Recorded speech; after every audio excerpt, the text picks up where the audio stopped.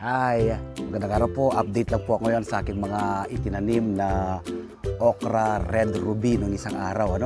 Bali ano po na po ito, eksakto 1 week. So direct planting po ito.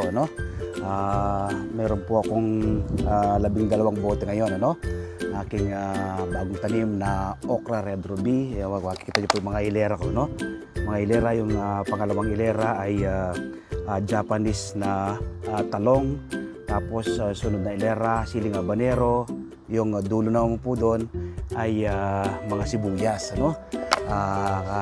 Eksakto pong 1 week na po lahat ngayon ng mga yan, pero magaganda na. Itong okra red ruby ay direct planting, samantalang yung ating Japanese talong ay punla po yun, na ibinigay sa akin ni Sir Jimmy De Jesus, tsaka yung siling habanero. Yung sibuyas natin ay punla rin po yun. So ito lang po, ganun lang po ang pagtatanim. Ito po ay bakanting lote. Ayan po, kita po ninyo. So pinakiusap ko po ito, bakanting lote dito sa amin, hindi pa naman ginagamit itong lote. Anytime naman po kung gagamitin na yung lugar na yan, ay pwede ko po silang ilipat kasi nasa bote lang, ililipat mo lang kung saan mo sila gustong ilipat.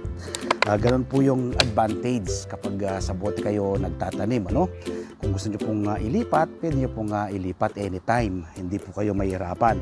Kapag direkta po kasi sa lupa, hindi po sila pwedeng iangat, Mamamatay po sila. Samantalang ito, kung saan po gustong dalhin, ay madadala nyo po sila, Ganun lang po kasimple at kadali ang pagtatanim kapag kayo ay sa mga bote po nagtatanim ng ganito.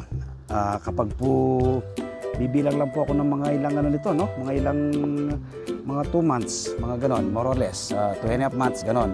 Hindi na naman po namin maubos yung maha-harvest na bunga ng mga ito. Ang ginagawa ko po kasi, meron na ako kasalukuyang ina-harvest, merong namumulaklak, at meron na mga bagong tanim, iba-iba't pang uri ng halaman. Kaya yung pong supply namin ng gulay ay dire-diretso.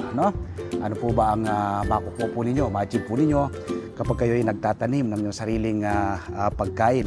Una po, makakatipid ka. Pangalawa, masustansiyang pagsasaluhan ng buong pamilya. At pangatlo, makakatulong ka sa pagpreserba sa ating inang kalikasan. Nawa po mula ngayong araw na mapanood po ninyo ako, magtanim na rin po kayo. Wala kayong enough space, sa Metro Manila kayo nakatira. Sa mga bote po ng mineral water ay pwede naman. Nagawa ko po ito, magagawa rin po ninyo. Maraming salamat po. Stay safe, happy farming, and God bless.